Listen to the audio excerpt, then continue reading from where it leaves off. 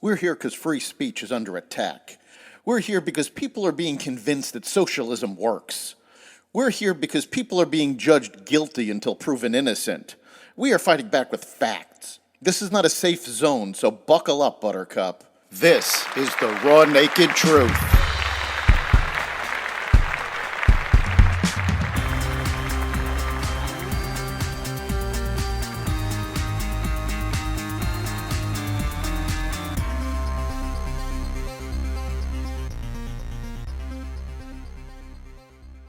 Bad poll numbers for Biden, bad oil news from OPEC+, great news from Caitlin Clark, and more.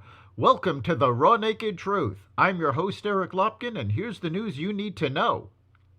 After the Federal Election Commission declined to act against Joe Biden's 2020 campaign for the laptop-denying statement by 51 former intelligence officials, a watchdog group is trying to force action.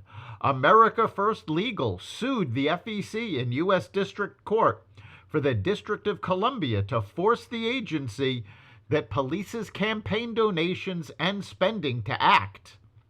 The FEC decided we're not going to act on this. So what the District Court will do, our hope is that it will order the FEC to investigate and take this seriously. Daniel Epstein, Vice President of America First Legal, said. In October, the group filed an FEC complaint against several Biden PACs for failing to report indirect contributions from the later debunked statement by the 51 officials released on October 19, 2020, just weeks before the November 8th election and just days before a presidential debate. Former President Trump is leading President Biden in a new poll from the New York Times Siena College released Saturday, with voters saying they have little confidence in Biden's leadership. The survey found that 43% of respondents said they would vote for Biden if the election were held today, while 48% said they would vote for Trump. The poll further found that 47% of respondents strongly disapprove of Biden's handling of the presidency, in addition to 14% who said they somewhat disapprove. Just 17% stated that they strongly approve of Biden's handling of the job. New York Times and Siena conducted the poll from February 25th to February 28th, surveying 980 registered voters across the country. The poll was conducted in both English and Spanish using cell phones and landline telephones. It advertised a margin of error of 4%. The Border Patrol Union mocked President Biden on Saturday for his trip to the Texas border this week. Board Air Force One, take nap. Wake up in place called Brownsville, the union wrote on X, formerly Twitter, in a joke itinerary of his day, along with a photo of Biden resting in a beach lounge chair. Read large teleprompter message. It's all Trump's fault. Board Air Force One. Ask who people in green uniforms were. Told they strap illegal aliens. Express horror. Take nap. Wake up. Call the lid, hit beach, take nap. While in Brownsville on Thursday, Biden lamented that the bipartisan immigration bill failed to pass in the Senate, blaming Trump for using it as a political issue. Many Republicans have expressed their opposition to the bill, which they say doesn't do enough. In addition, Biden continues to deny that he has the ability to affect the border without legislation, despite the fact that the current situation did not occur until he used executive orders to retract policies created by former President Trump. The FBI is investigating possible debris from a Chinese spy craft that flew over Alaska early last year after a fisherman reported the curious findings on Friday. An Alaskan fishing vessel recovered the debris days ago and is expected to return to the coast sometime this weekend and turn it over to the FBI for examination, according to ABC News. The FBI is aware of debris found off the coast of Alaska by a commercial fishing vessel, We will work with our partners to assist with the logistics of the debris recovery, the FBI said in a statement on Friday. FBI sources emphasized to ABC News that it has yet to determine whether the craft is of foreign origin, but the recovered material is being taken to the FBI lab in Quantico, as was material recovered from a confirmed Chinese spy balloon last year. 11 pro-Palestinian protesters were taken into custody in Times Square on Saturday afternoon after swarming police who were responding to a bomb threat in the area, according to officials. The blockage happened at around 4 p.m. on Saturday near 42nd Street and 7th Avenue when an Uber driver discovered a grenade in the back seat of his car. The bomb squad later determined that the grenade was a fake. The 911 dispatcher who received the call told 1010 Winds and WCBS 880 that there was limited information when he passed the report on to police. I said the person said they found a bomb in the back seat of their car. That's all the information we had.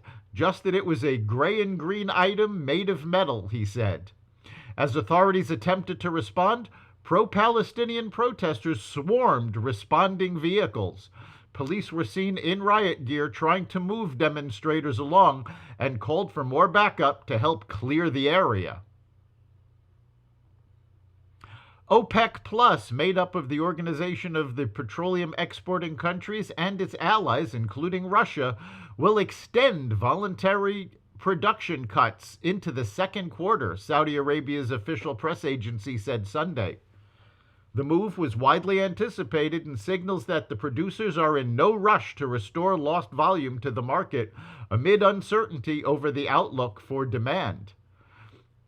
Citing an energy ministry source, the Saudi press agency said Saudi Arabia would extend its voluntary production cut of 1 million barrels a day, which was implemented in July 2023, until the end of the second quarter in coordination with some OPEC Plus participating countries.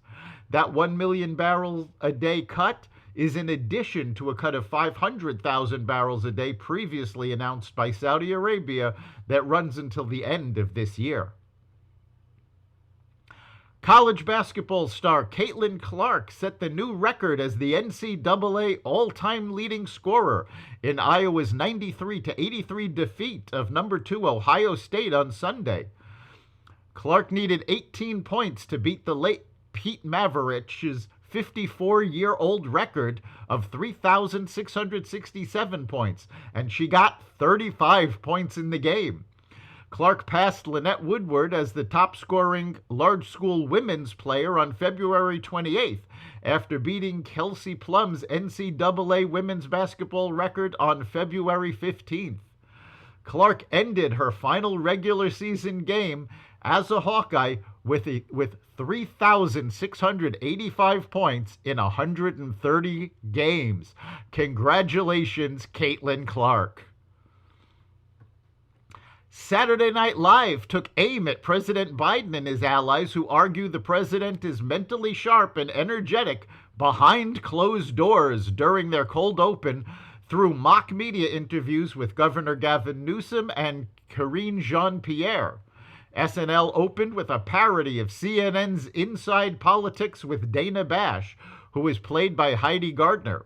She opened the program with an interview with Michael Longfellow, who posed as Newsom, and first argued the president should be judged by his record. Gardner then asked Longfellow if Biden can make the same case with the speed and sharpness that Newsom could. Dana, Joe can do it better. I was just with him, and behind closed doors, Joe is incredible. Yesterday we had a big meeting about the border, and God, he had such command, Longfellow said. He had charts, tables, PowerPoints. He had an interactive AR display on the Apple Vision Pro that he programmed himself. The software might be in beta, but the man, he's in alpha. The sketch continued with Biden spokespeople making wildly outlandish claims about what Biden is capable of behind closed doors. That's the raw naked truth. You can catch every episode of The Raw Naked Truth at xvadio.com, the Apple Podcasts app, Google Podcasts, Spotify, iHeartRadio, Audible, Amazon Music, and other platforms that respect freedom of speech. We'll see you next time.